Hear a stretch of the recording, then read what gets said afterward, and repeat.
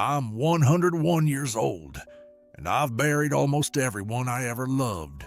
My friends, my brothers, my wife, even my own son. Let me tell you something that will stay with you long after this video ends. The scariest part of life is not dying.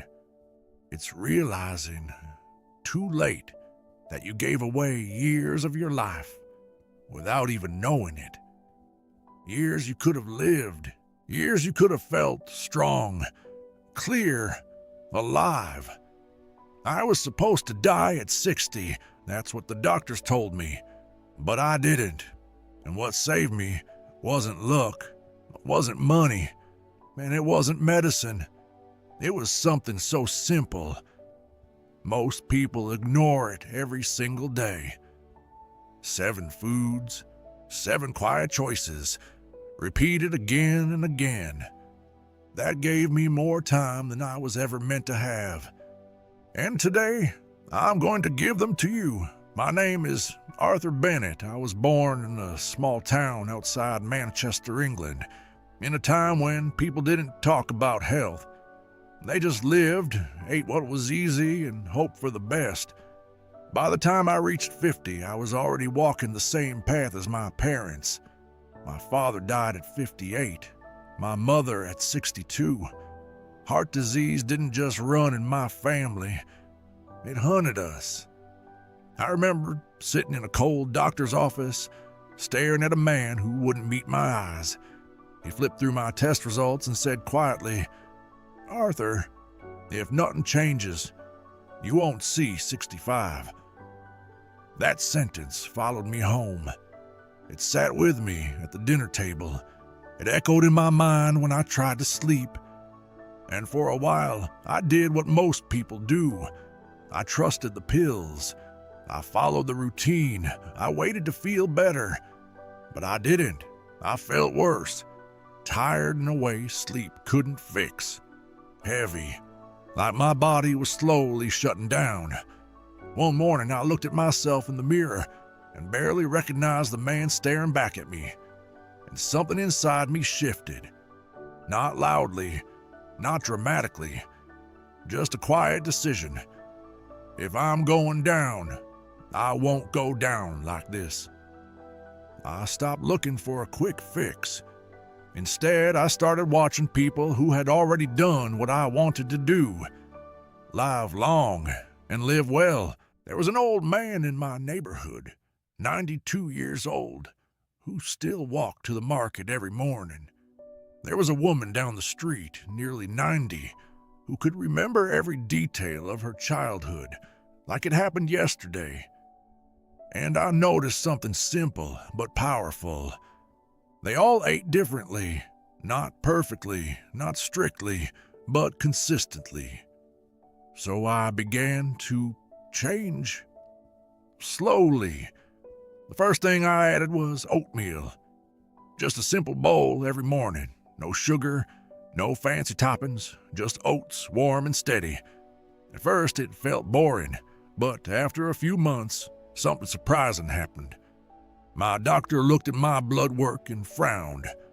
Not because it was bad, but because it had improved so much he thought there must be a mistake. That bowl of oatmeal became more than breakfast. It became a promise I kept to myself every single day. In my early 60s, I started noticing something else. I was forgetting things. Small things at first. Names, places, conversations. It scared me more than anything else ever had. I had seen what memory loss does to a person, how it slowly takes them away while they're still breathing. That's when I started eating walnuts, just a small handful every afternoon. I didn't expect much, but over time, the fog began to lift. My thoughts felt clearer, sharper. Today, I can still remember the smell of my childhood home, the sound of my mother calling me in for dinner. That matters more than I can explain. Then came the greens. Spinach, kale, anything dark and leafy. I stopped treating vegetables like something I had to eat and started treating them like something my body needed. Within weeks, I had more energy. Within months, I realized I hadn't been sick in a long time. It was as if my body was finally getting the tools it needed to repair itself. Fish came next. Not fried, not processed. Just simple, real fish a couple of times a week. I remember the first time I stood up and realized my knees didn't ache the way they used to. It felt like getting a small piece of my youth back. Garlic became part of everything I cooked. 1 or 2 cloves a day. It sounds small, almost insignificant, but I can't remember the last time I had a serious illness. While others around me were catching colds and flu, I stayed steady. Blueberries followed, tiny, unremarkable, easy to ignore, but I ate them anyway, a handful a day. Years passed, and my eyesight stayed strong. Even now I can see clearly enough to read, to watch the world, to notice the little things most people miss. And then there were beans, the simplest of all, cheap, filling, powerful. They gave me steady energy, fixed problems I thought I'd have to live with forever, and they taught me something important. The most powerful solutions in life are often the simplest ones. I didn't change everything overnight. I didn't become perfect. I still had my moments. A slice of pie on a birthday, a treat now and then, but most days, I chose those foods. And those days turned into years. And those years turned into a life I was never supposed to have. I had a friend named Thomas. We grew up side by side. Same streets, same habits, same dreams. But when I changed, he didn't. He used to laugh at me. "Arthur," he'd say, "life's too short to eat like that." Maybe he was right. But life is also too short to lose years. You didn't have to lose. Thomas passed away at 69.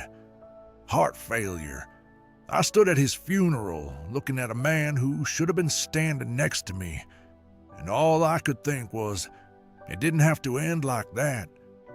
That's the part that stays with you, not death itself, but how much of it could have been delayed, avoided, softened. If only we paid attention sooner. You don't need to be perfect. You don't need to change everything today. You just need to start. 1 bowl of oatmeal, 1 handful of walnuts, 1 better choice. That's how it begins. Because the truth is, your body is always listening to what you do. Every meal is a message. Every habit is a direction. And over time, those small directions decide where you end up. At my age, you don't think about money anymore. You don't think about status or success. You think about mornings, quiet mornings, where you wake up, breathe deeply, and realize you're still here. You think about the people you love, the conversations you can still have, the memories you can still hold on to. That's what matters. That's what these small choices gave me. More mornings, more time, more life. And if you're hearing my voice right now, then you still have that chance too. But don't wait, because the biggest mistake I see people make is thinking they have more time than they do. Start small. Start today, because one day you'll either be grateful you did or you'll wish you had. And I hope, truly, that you choose the first.